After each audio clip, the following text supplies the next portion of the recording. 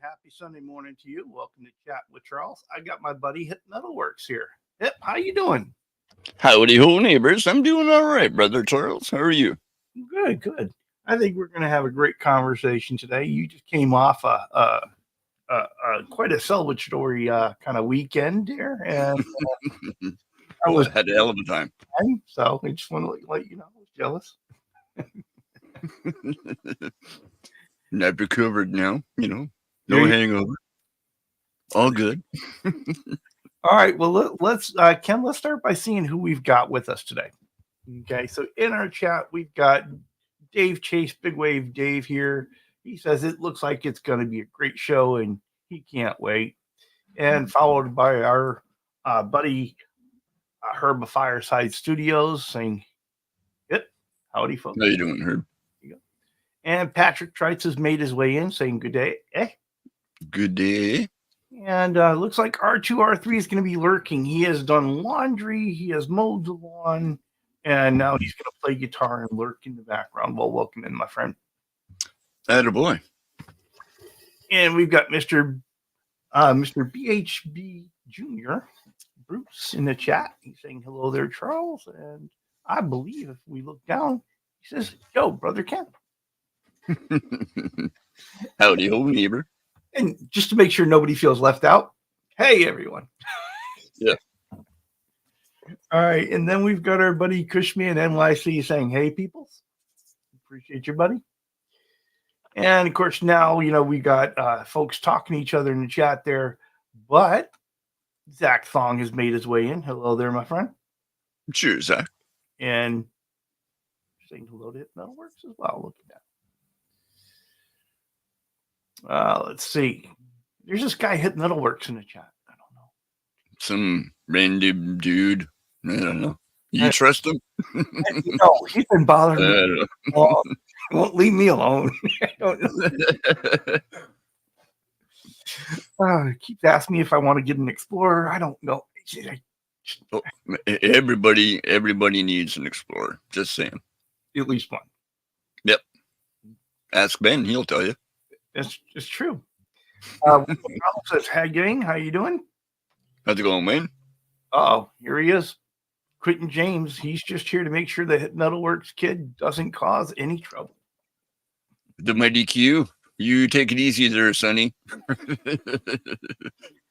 And welcome to Brother William De Silva. He's saying good morning, afternoon, peeps. He's covering all the bases there.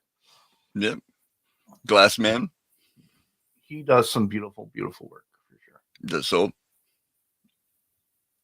And Brother Ben Coombs is there. Hello. He's saying hello, Charles. Good day. And of course, here he is. Look, he's there again. He's not lurking. And McCollum Music is in the chat. Hello there, my friend. How are you? How's it going, Matt? JP Page 2 has made his way in, saying, "Hey, all, I can make it live this week." Jimmy, right on. And Keith H is here saying, "Hey to all." What's going, Keith? And Eddie Fay has made his way in. And welcome back from that rough week, he says. And hello. Appreciate that, Eddie Fay. I really appreciated your comment on the community post, my friend. Thank you. And we got Martian Murray has made his way in. And Ken, it wouldn't be a show if it wasn't for our music-in-law, Ryan Hall. How's it going, Ryan? Good to see you. And Sean Hockey's made his way in. Hello there, my friend. Mr. Hockey. And we've got Lucas of L&M Guitar Corner, our friends from Austria. Hello there, my friend. Good to see you, Lucas. And Dennis Ellis has made his way in. Right on. Oh, band practice. Cool. Off the band practice. And have a great practice, Dennis. Appreciate you stopping by, buddy. Enjoy. Let's see. And that catches us up in the chat. So that means one thing. It is time for the obligatory question, my friend. Dun, dun, dun. I hope you've been practicing. I hope you've been working this all out in your head. Nope. But Nope. All right. So how is it that you began your guitar training? What gets you down the path? My adventure started, hell, in baseboarding. Might have been 8, 9 years old. Remember the old Scale Electrics racetracks? Yeah. We had one of those set up in the attic. And amongst just kind of rummaging around there one day, I found this guitar case. So I peeled it open, and an acoustic guitar. Uh, a Hawaiian lap steel. I mean, action on it like 3/4 of an inch at the nut, and a stainless steel slide, and a plastic stainless covered slide. So I go down and ask my folks, like, whose guitar? What? How'd you get that? How? Blah blah blah blah blah blah blah. And I just kind of picked up the bug from there. I mucked with that for a little bit. Managed to talk my folks to going down to Sears and got myself a little sunburst red acoustic. And that kind of got me going. That is so funny. Sears was probably the first guitar for a lot of people, right? Because that catalog came, and if you couldn't get down to the store, you could certainly order it through the catalog. And that was the thing, like especially around Christmas. As a kid, just waiting for the Christmas catalog. Should be here anytime. And you go through it, and mark all the pages, or write all the stuff down for your folks. Hey, this is what I want. If you were really bold, you circle things. Oh yeah. And you make a point of showing them, like, this one, not that one, that one. All right, so questions are already coming in. Holy. Is it true that Hip's first gig was with my cousin? The flying gig, paying gig probably was with Brad. I played a few shows before, like recitals, stuff like that, and no money involved. But yeah, that was probably my first gig with Ben's cousin, Brad. And cool. Brad, if you're out there watching, good to see you, man. It's funny how people are tied together sometimes. Yeah, well, it kind of surprised me. After me and Ben became friends on Facebook, recommended friends. Brad Foote, I used to know a Brad Foote in high school, So I wonder if it's the same kind of guy. Well, it turns out one of his friends is Ben. Mm-hmm. Okay, well, how do you know Brad? Because I went to high school with Brad Foote, and yeah, it's the same Brad Foote. So, like, totally small world, right? Yeah, totally small. Completely. And probably, if it wasn't for the whole YouTube thing, probably would have never known that, right? You probably never. Oh, for sure. Being on the different coasts and everything, and yeah. And I'm not much of a Facebook guy or social media for that matter. Like I'll say happy birthday, Merry Christmas, that kind of thing, but that's really about it. Yeah, I kind of, my approach to Facebook is I'm just keeping an eye on different people, see what's going on. You get a lot of your family news sometimes, right? Yeah. Oh yeah. And Ben is letting everybody know that Brad is the cousin who gave him the 71 telly. So excellent. Yeah. Man, I wouldn't mind being given a 71 telly. Wouldn't hurt my feelings. Twist my arm, please. Twist both of them. So I want to kind of go back to the lap steel for a minute. So did you know the difference between a lap steel and a guitar at that point, or was it just this is a guitar? Hell no. Thing, and so hell no.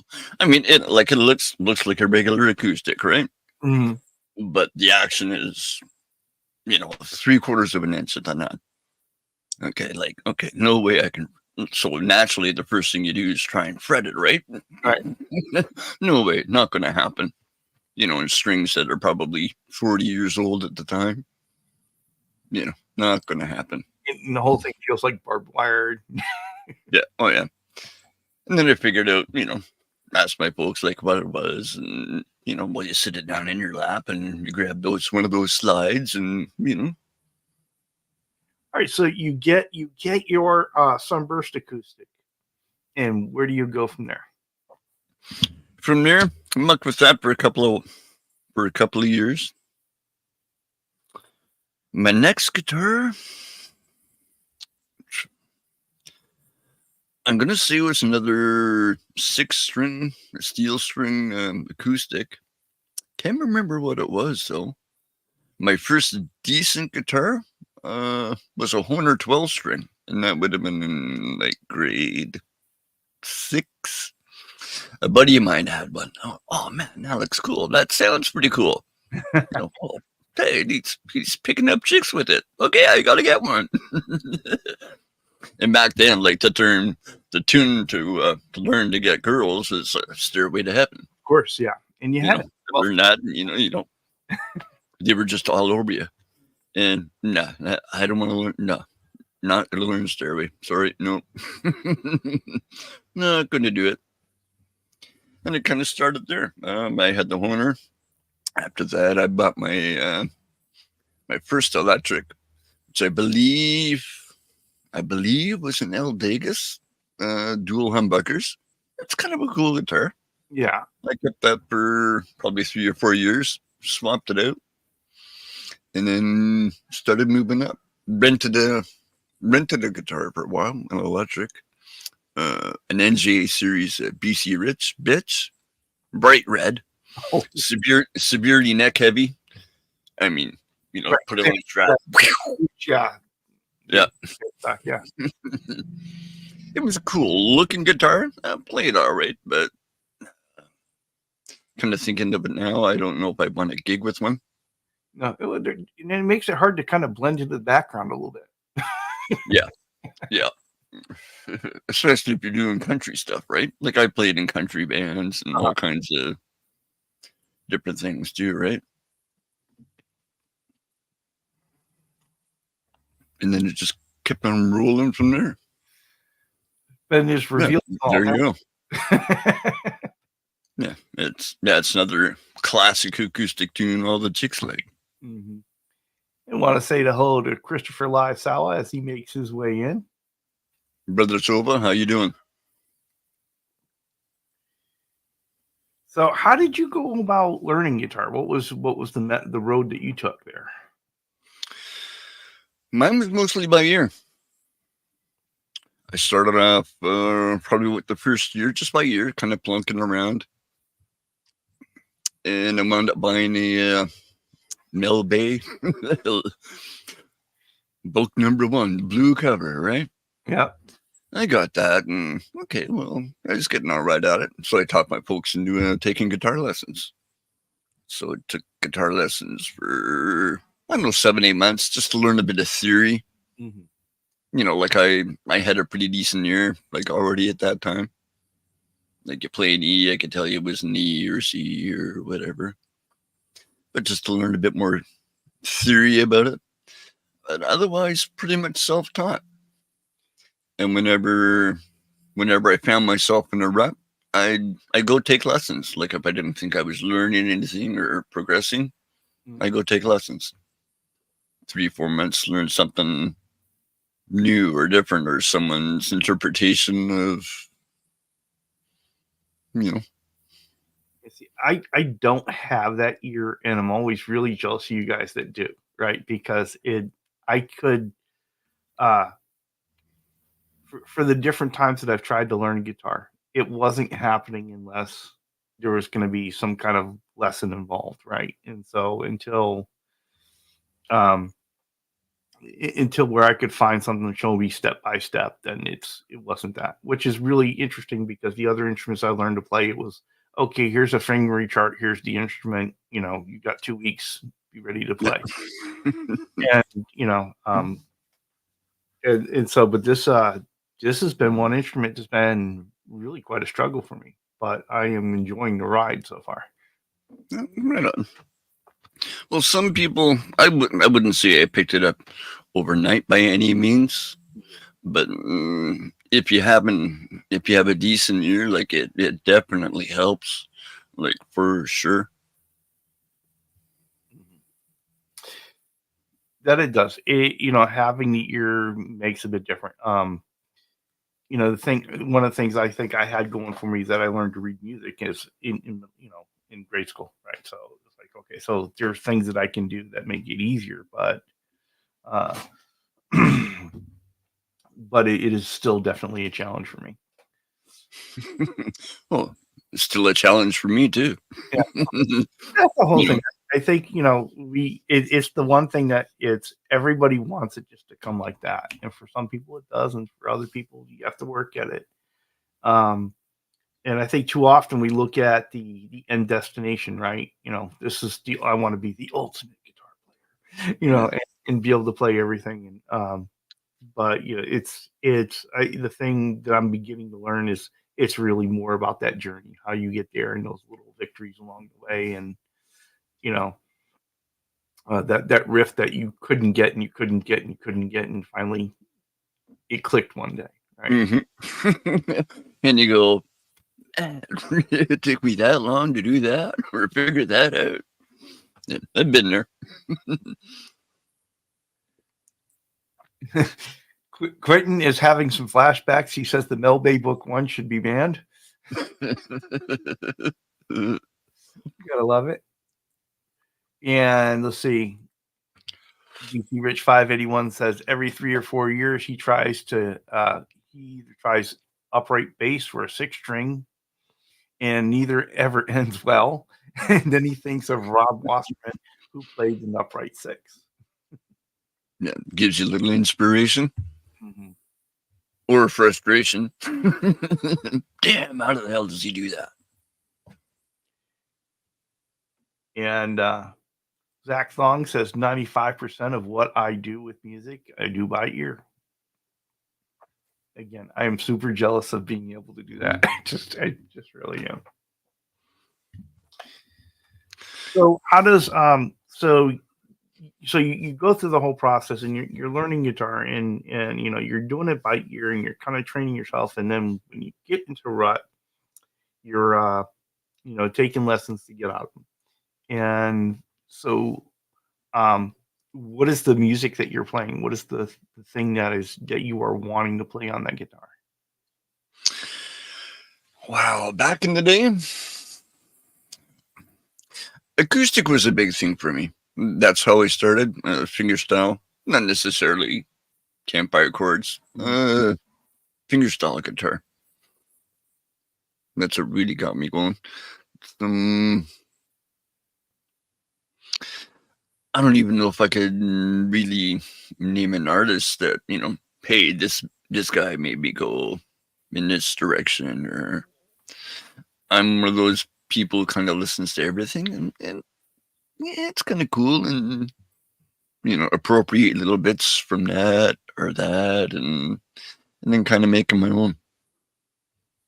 Like even when I learn stuff now, I learn the song, but I kind of play it my way. Yeah. Like if I hear a woo-woo, and there's no woo-woo there, I'll throw in a woo-woo or whatever, or change up the beat a little or something, just so it doesn't sound like a robot kind of thing. So how did get to the point where you're playing in front of other people? It kind of started with Brad, Ben's cousin. That was for me. That was grade 9. Then almost every year after that, we played a gig, or not we, but I'd played a gig, be it acoustic or something, and it just started from there. Met a few people. Went to take driving lessons once when I was, I think, about 16, 17, just so I could get cheaper insurance in the long run, right? Mm-hmm. And one of the guys there was a drummer. The other the other guy was a guitar player, and who also wrote lyrics. Mm-hmm. Okay, so like I suck at words, lyrics. Like I can write mushy stuff. Mushy stuff isn't too big of a deal, but other generally I suck at lyrics, song lyrics. So I got to know him pretty good, and oh yeah, let me read some of your stuff. Oh yeah, like not bad. Some of it kind of wasn't too great. Some of it was pretty good. So kind of hung around with him and wound up playing in different bands with him, rock bands, country bands for hell, better part of 25 years, I guess. Wow. So what is maybe how big size crowds are you playing for? Starting out 50, 100, a lot of house parties, stuff like that. When we started doing bars, 100, a couple of hundred, depending on the venue. I think the most I've ever played in front of is about 800, and that was kind of cool. Outdoor. So is playing live something you'd want to do again? Oh yeah. I have yet. I've been on Vancouver Island, English now. I've been here for about 8 years. Have yet to play a gig on Vancouver Island, and that's bucket list. That's right. So if you've got a venue in Vancouver Island, here's your guy. Yep. Oh, there's a few here. Trust me. A lot of people have house parties, and a surprising number of them will hire a band. So when you're plucking away these days, what is your chosen genre? What music are you playing? What are the things that get you excited? I've been on an acoustic kick lately. I bought a nylon string classical there 2-3 months ago, and I picked up a 12 string about 3 weeks ago. So I've been plunking between those two. So a lot of acoustic stuff. I haven't played my Explorer Kelly for a month. Yep. I know. I'm gonna get pelted with stones. People throwing stuff at the screen. No. Yeah. Some of it's just time, and it's not a very convenient space at the moment to, just grab a guitar and start wheeling. Like I have my 12 string beside me here, but only because it's new. And no, I know what you mean, because I will reach my acoustic first, because nothing's got to be plugged in. It's going to sound the way it's going to sound, and it's just easy when you've got like 5 minutes. It's easier, and they'll either grab that or the Gretsch, which sounds great acoustically, right? So yeah, and they're convenient. I mean, a 12 string isn't exactly the ideal thing to start finger picking on, but I got to get back into that end of it. See, Martian Murray is having the same thing. He says he's been playing his acoustic because he's too lazy to plug in. Well, I think what I'm going to do is get my little wireless setup going, so I can just stash the receiver down at the other end and just interchange. I got a couple of guitar stands. Just not really a big enough spot to put 3 guitars side by side. So we're going to get a couple of wall hangers, maybe hang one right there, another one right there, kind of hang them down beside me. There you go. I love it. So we'll see what happens with that. For sure. So I want to say hello to Gear Junkie 35. He's like, good morning, pedal heads and tone chasers, audio and audio miscreants. Hope everybody's having an awesome day. Appreciate the comment you left the other day, my friend. Thank you. Sean is asking, how is my whiskey weekend? Hell yeah, brother. Everyone should do one. What a blast. Excellent food, good company, beautiful view. I sat on my butt and I didn't even take guitars out of the case. So was the weekend everything you thought it was going to be? Out of the case. That's how good it was. There you go. It was excellent.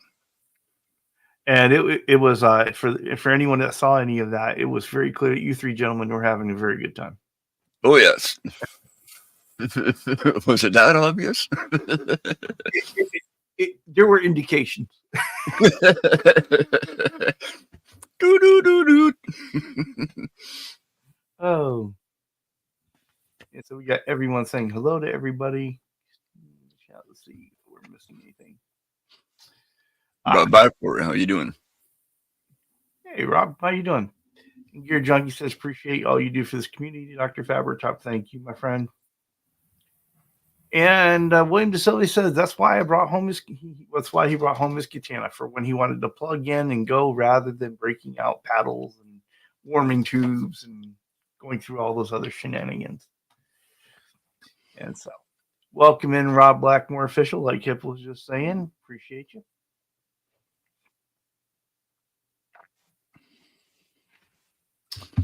And Christopher Lifestyle has ever thought about doing these interviews like Jimmy D. Click?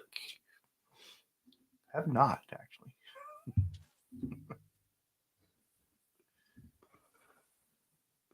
All right, so where is it? What do you want to be doing? What do you want to see for your future with guitar at this point? I need to practice at least once a week, because right now I'm lucky if I pick it up once every couple of weeks. So that's going to be a big thing for me. A couple of tunes I want to learn, and actually wouldn't mind performing. Like, I wouldn't mind hopping on Ryan's show there and just kind of make an appearance. A little Dream Theater, a little Seven Dust. 2 tunes in particular I'm thinking. Nice. I like that.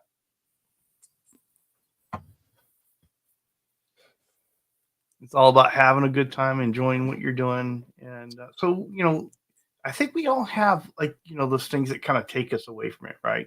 What are the things that are kind of robbing your time from being able to pick up and play that guitar?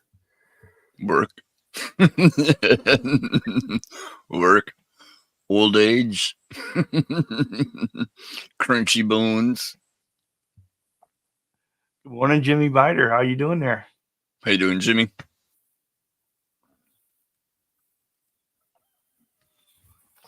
Yeah, but as far as like learning tunes and stuff, I'd rather do my own stuff. I've got a DAW interface, a couple of guitars, a bunch of few plugins, a copy of Addictive Drums too, and I can just sit here and record my face off, which is ultimately what I'm going to sit down and do. Maybe throw some stuff out there, scare people. Oh, that'd be fun. I've got a few ideas. I'll leave it at that. Are we saying that there is stuff being worked on in the background? One could say that. When the time is right. It's just a matter of kind of rolling everything together. A little original music, some video. The day in the life of a hippie, let's call it. I like this idea. So when you're getting in mood and you're writing something or you're putting something together, where are you finding your inspiration?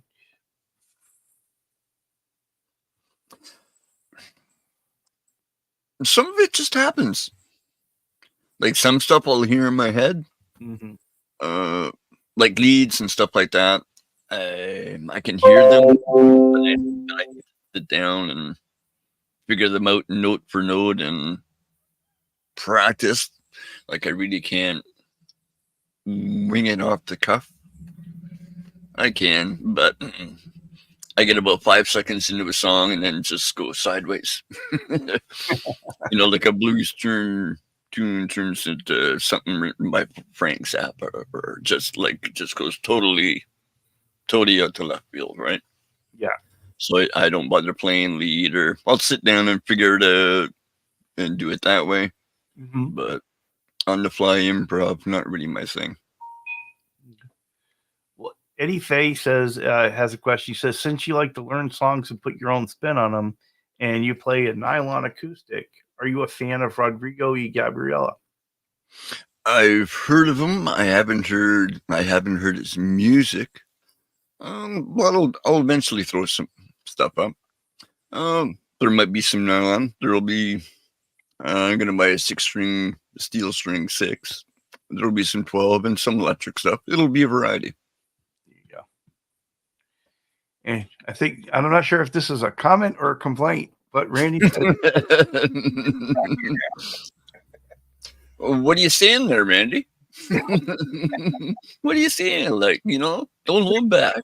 "No, are these fighting words or?" Yeah, how's it going? Good to see you. I appreciate you, bud. Oh, and here is Ryan OU812 has made his way in. Welcome in. How's it going, Ryan?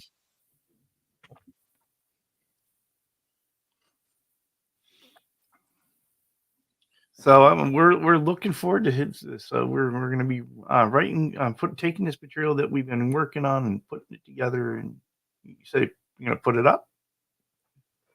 Is that what I heard? Yep. Eventually, it's not going to be next week or next couple of weeks. It'll be a while yet. Okay. Well, I want to welcome in Wall of Cries. Hello there. He's saying hello to Ryan. How's it going, Wall? And William DeSilva is saying, do yourself a favor and listen to them. They do a killer nylon version of Metallica's Orion that kicks ass. So right on. Cool. Mental note. Maybe it'll take you in a direction. Mm-hmm. Okay, so clarification from Randy Price. Not fighting words. Sometimes a good.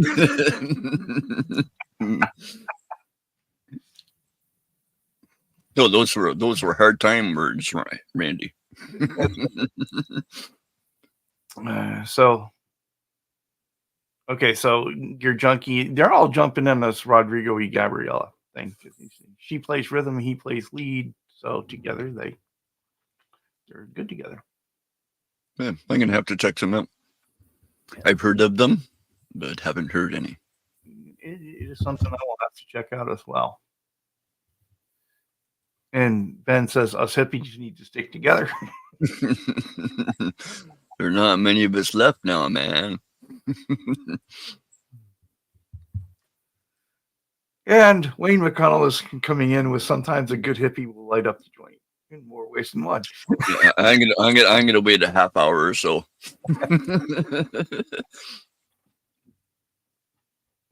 2 early in the morning.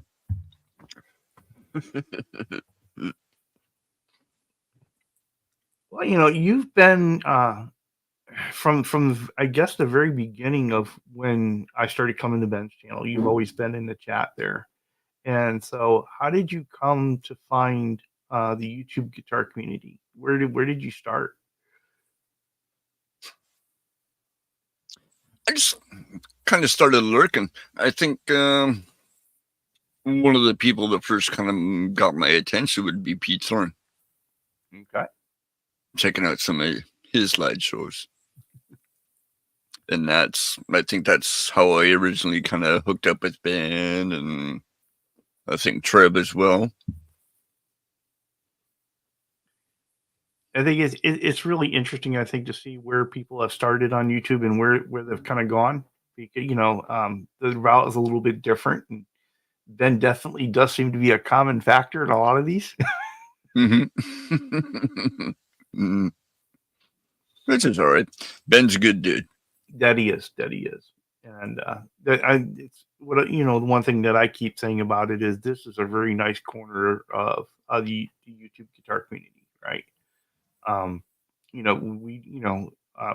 you look at the group of folks that are traveling between Ben's channel and this channel, and those members of us that go over to Pete Thorne's and OU812, it is a community of folks that support and help each other. And that's one of my true favorite things about it. Yeah, it's been pretty sweet. I've met a ton online and a couple in person, but some hella people online in the music community here. And glad to know you and have talked to you and found out a bit about you. It's cool. And Rand is saying that you're everywhere. I'm a skinny old guy and I can run pretty quick. So, yeah, doesn't take me long to get anywhere. Good morning, Extra Bill. Welcome in. Glad to have you. How's it going, Bill? Good to see you. So do you have a set? Do you have like a set kind of YouTube routine where you catch the show or you catch that show, or like the old days when we had our favorite channel shows that were on TV, and if you didn't catch it, then you didn't, you weren't able to. Oh yeah. Are you catching stuff as you can and then replays or? Well, usually I'll get home from work, fire up the computer, throw something on YouTube, see who posted about today, and yeah, like I'll watch. Like Mondays are pretty much covered, Wednesdays pretty much covered, Thursday not so much, Friday. Sundays are busy because just let's sit down and watch YouTube day, right? Mm-hmm. Between you, Ben, Pete Thorne, we got Charles Green on now.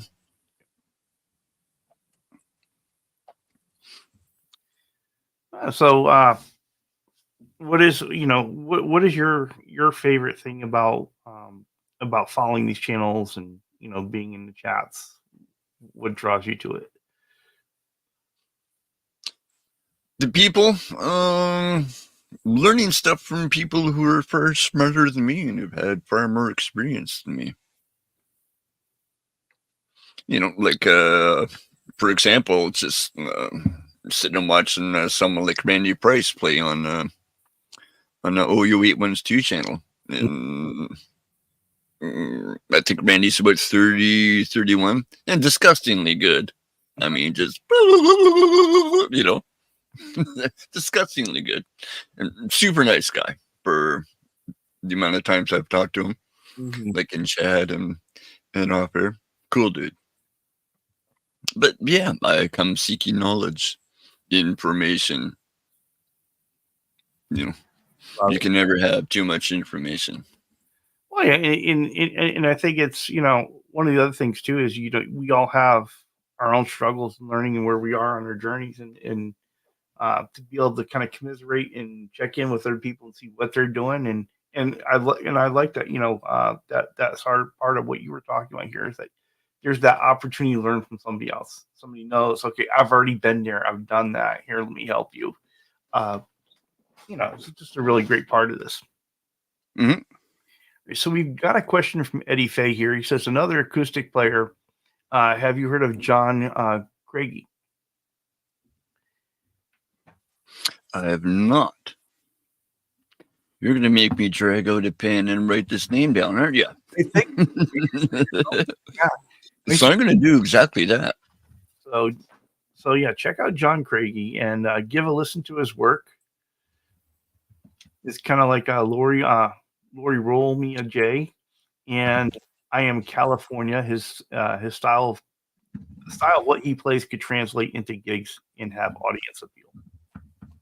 Right on. Yeah, I like acoustic stuff. Apparently we've got a gear update from Gear Junkie 35. So he scored a Gleary semi-hollow Telecaster custom copy that he wants to put lace sensors in, and a Bigsby copy on it. And he wants to put a Bigsby copy on it for only top 2 strings or 3 strings. So a modified B bender, like a freaking telly. Interesting. That'd be kind of cool. Looking forward to seeing the results. But that would be the guitar to experiment on it with, right? Mm-hmm. And Eddie Fay also comes back and said John Craigie is probably more like a modern hippie. Most of those old-fashioned hippies. Like me. Let's see, people saying hello to each other. Yeah. Charles Green hurt his hand at work, and so he won't be having his live stream today. So hoping that his up rather quickly and he's be able to get back to it. For sure.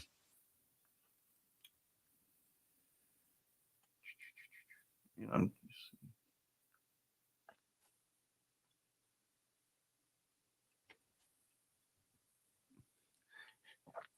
Randy Price is saying, I play the same 4 patterns over and over again, just really quickly. Whatever. We all know better. Probably more like 5, 6, you know. You know, the one of the funniest things about doing these shows is you're trying to keep an eye on the chat, right, and kind of catch the conversations, and inevitably you miss parts of conversations and where things are coming from in the chat, and you're like, and you go back and you maybe watch it later on, and like, oh, I can't believe I missed that. How did I miss that in a moment? Yeah, oh yeah. That's one of the guys who does it really good is Ben. Yeah, He does blows me well how way he does it. And smooth, well, experience too, I suppose. But yeah, it makes it look pretty damn easy. And I sit here and kind of glance over the chat and, you know, and try to acknowledge someone or whatever. And it's so easy to miss stuff, you know, or forget. Or you have a question in mind. You have those moments where suddenly, all of a sudden, the chat just takes off and it runs, and like there's like 3 things you knew you wanted to, you want to look, and then by the time you catch up, you catch this one comment at the bottom. You're like, I have no idea what that's talking about. I obviously missed something. Or you get totally distracted just reading stuff in the chat. Yeah, you've already had, because you're actively looking. I'm trying to, trying to listen to you and trying to look at what's happening, where we're going to go next, and kind of figure those things out. And you get caught reading chat too much, you get completely lost. And Gear Junkie, he paid almost nothing for that Glary, and he has got all the parts sitting around. So he found some big copies on Amazon for clearance at $10 each. So that he snagged 3 of them a while back. So he's got everything. It's going to be a fun project and just not going to really cost him anything. Well, yeah, right on. Gotta love that. Price is definitely right. And Eddie faces Randy is awesome and humbly downplaying his abilities. Yeah, I know. Agreed, Eddie. And Mitch Heyman has made his way in. Hello there. Appreciate you. How's it going, Mitch? Good to see you. Yes, Ben, we know you do it. You are the master of the live stream, and do it while you're high as well. I'm trying to keep up being sober, but that's all right.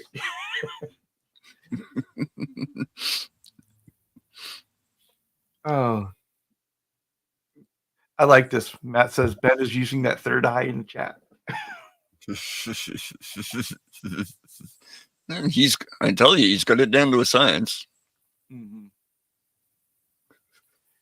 Yeah, I think you're right, Jason. Ben is in the lead for quote of the day here. Christopher Lisalis says he watched the greatest guitar players in the world on stage. The YouTube community is no joke, and that's the main reason why he tunes in. There's some hello players out there, boy. How you doing, Gary? So, Hip, I think the community wants to know when you're going to take the Explorer out and show it some love.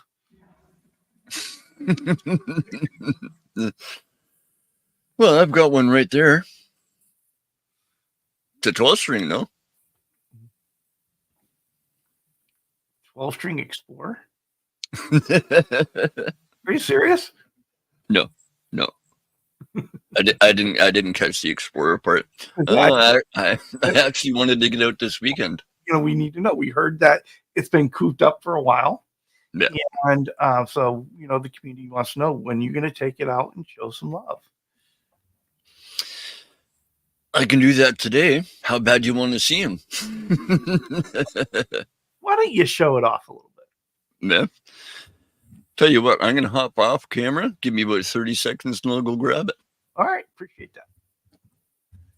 So we are here with Hipmetalworx having a great conversation. Appreciate everybody in the chat. Gear Junkie 35 the rescue The ReQ series, we have the technology. We can rebuild them. Love it. And so as we go through today, remember, there are a bunch of great shows that are on YouTube. We'll have Music Therapy Labs coming up after us here. Pete Thorne will be on later.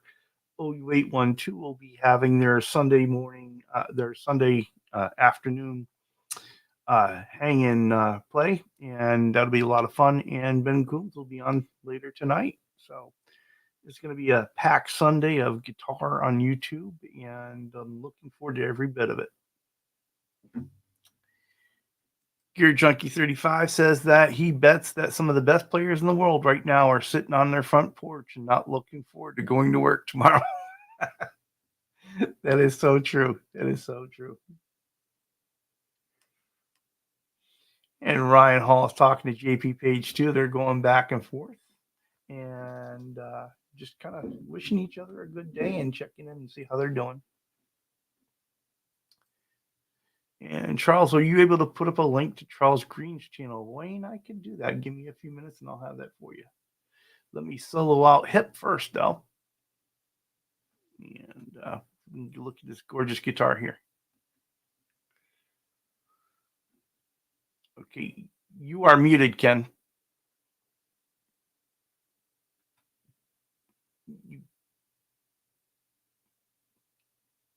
She is a beauty.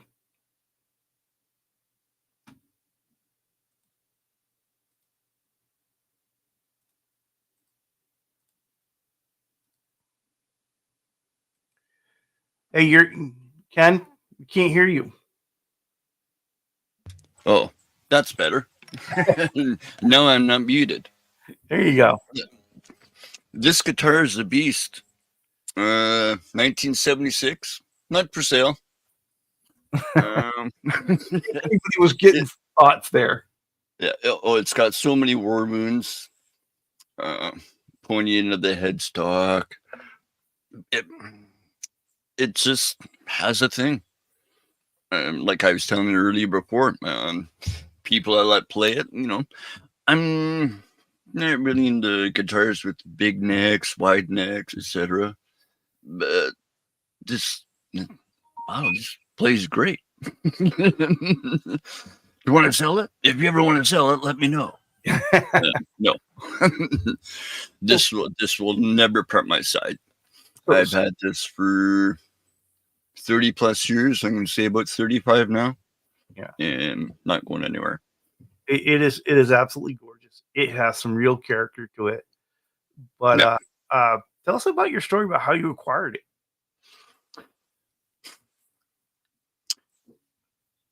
I went into the local guitar shop. I go down there, like 2-3 times a week. Just, what's new? Go chat to the owner, a couple of the guys that work there. How you doing? What do you got? And this guitar was on the shelf, hanging on the shelf for a while. A guy brought it in, played in a band called Lucifer back in Ontario. Black Sabbath cover band, tribute band. Mm-hmm. He brought it in, traded it, sat up on the wall for quite a while. And a lot of the reason it sat there was because it's so freaking heavy. Like you wear this for a night and you'll feel it.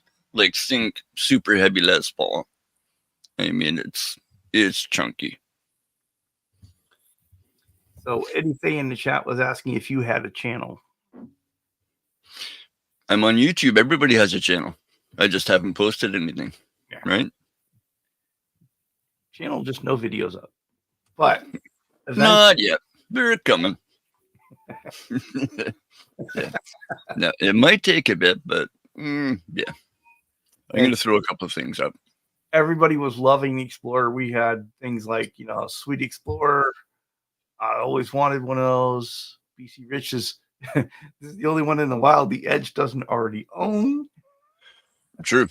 It's hard to find information about them. Mm.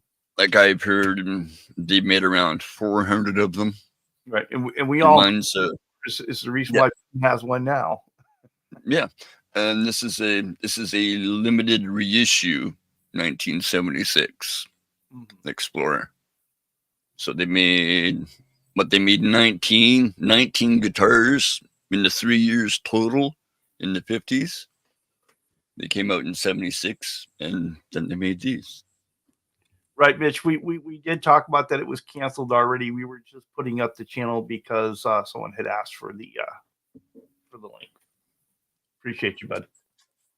Wow. Yeah, we I certainly hope that Charles Green's hand heals up pretty quick here. For sure.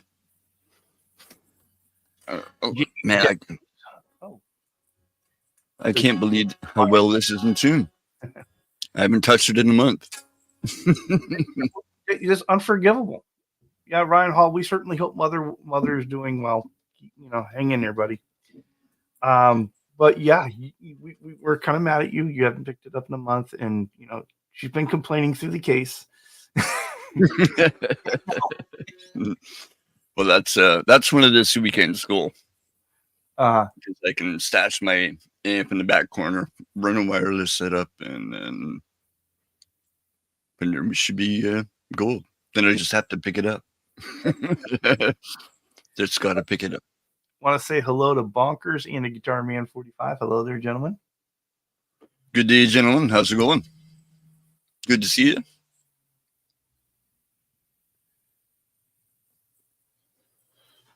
Let's see.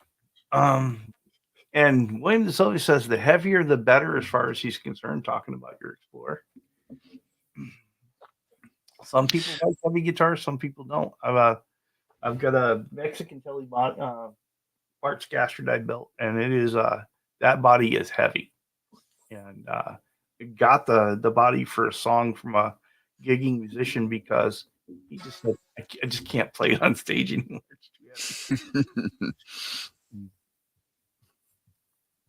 So yeah. Let's see where else we going here. Eddie Fay says that looks like a Leonard Skinner rocking machine. Oh, it is. It is. It almost literally kind of plays itself. It's super easy. It's a wide neck. It's really fat. Super easy. And so, what is it that surprises folks when they pick that thing up? The weight of it. The first thing. Okay. Like you hand it to them. Right. Not too often I let people play this now. Simply because, oh, I've got it. Yeah. Okay. No dings. Smack. You know. Well, this is your baby. This is your pride and joy, right? Yeah. It's beat. You know, it's many wounds, dents and scratches and bruises all over the place. Yeah, but still, you know, those are the things that give it character, right? It's honestly earned. Tone sheepers.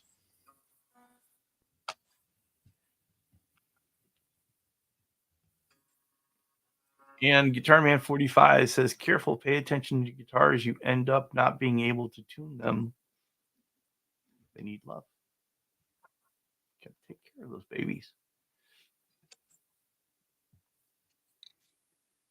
Let's see. I like this. Chris Mann says, my Explorer case became my coffee table. Think about that. I have this, the Gibson Explorer, and I have a Jackson Kelly, which is smaller physically than this guitar. All right. But the case is like another 6 inches taller, 4 inches wider. like it's a toboggan for a guitar case for such a small guitar. Nice case and all, but you know, it's huge.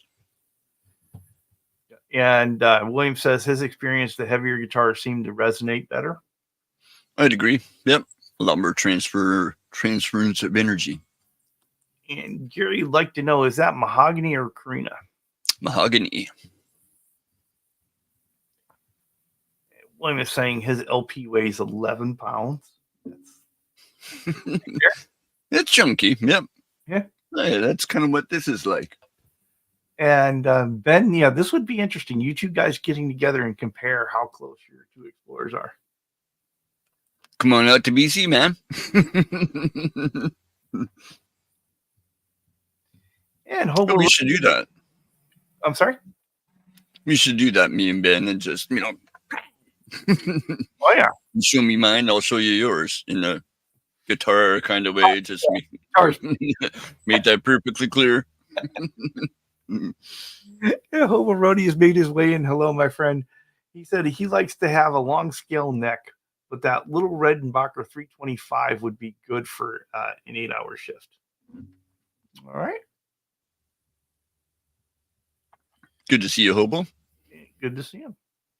And Eddie Fay says he finds it interesting that right-handed guitar players hold the guitar like their rifle or arms.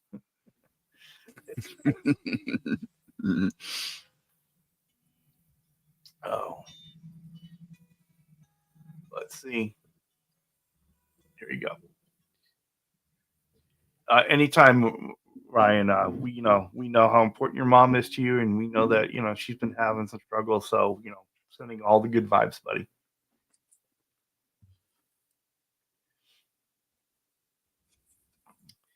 So Rob Blackmore says he had to get a bass case for his hip, and his is like 9 or 10 pounds. Interesting. Chunky. You feel him after a night. Yep. And BC Rich says Hamer Explorers are quite nice as well. Yes. I've never seen one in the wild. Have you put your hands on one? Nope. I remember seeing a few. They were damn good guitars back in the day. Late 80s, early 90s. Want to say hello to Albus Band, Aaron from Albus Band, and he is out with the kids and they're having a good time, but they wanted to stop by and say hello to us. Yep. Right on, Aaron. Good to see you, brother. Rob has the hammer. Rob has a hammer. Mental note. And Bruce is letting us know that his Epi LP is 10 pounds and it's his heaviest guitar. And Bo says it took him a couple weeks to get used to his first Explorer. So was that an experience as well for you? No, not really. My long arms. So reaching out that way a little more because the neck is kind of offset, like compared to an LP or something along that line. But yeah, I don't find it too bad. I'd much rather play standing up as opposed to sitting though. Given a choice. And Gear Junkie 35 says, yeah, Explorers do sit differently for sure. Yeah. Yeah, because they kind of shift a little bit to the left, right? In terms of what a little. What like maybe an LP or a Strat would. Yeah. But super comfortable to sit down with too. Like it's not absurdly that way. Mm-hmm. Like a Les Paul, I find it the other way. Mm-hmm. When I sit down and play with one, standing up, they're not bad. So William says he's never owned an Explorer, but he's been eyeing the Schechner E1s. We'll be looking forward to seeing you with an Explorer there soon, or Glass Man. Uh-oh.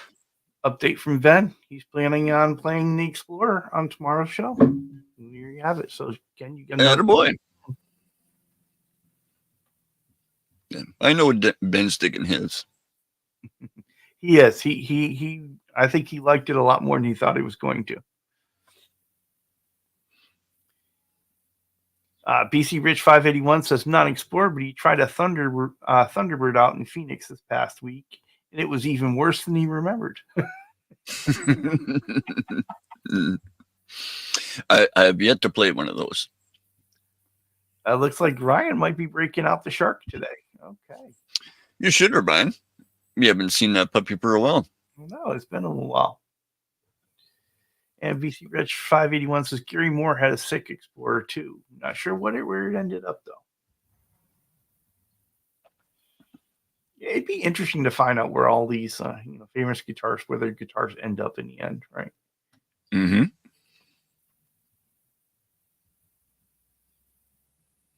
I wouldn't mind having his Explorer, that's for sure. I'd like to find another one. Ben says, speak up. The snowbirds are performing just west of me. All right. Yeah, Bo, Ben does need to concentrate on getting that Murphy Labs. In Ben's in agreement. Well, with that, Ken, we are kind of getting over our time here. I want to thank you so much for coming on the show. It's been a great conversation. Would love to do it again, buddy. Thank you for having me on. Always a pleasure chatting with you, my friend. I appreciate you. And everyone, thank you for joining us for another episode of Chatting with Charles. I am looking forward to watching the rest of the shows today. So make sure you check in with Music Therapy Laz, who's should be coming on right about now. Make sure you check out Pete Thorne. Make sure you check out OU812. Make sure you check out Ben Coombs and enjoy the rest of your weekend and play some guitar. Maybe an shaped one. Yeah, everyone needs an explorer in their life. Just saying. But maybe maybe my opinion's a bit biased. Why would it be colored that way? I don't know. Don't know. Not a clue. Well, Ken, thank you again, buddy. You stick close. We'll talk a little bit more here in a minute, but I'm going to be able to let these other folks kind of slide out the door so they can head on where they're going. You betcha. Good to see everyone in the chat. That's right. Wonderful. Right on. Chat. Thank you, guys. Everyone have a great Sunday.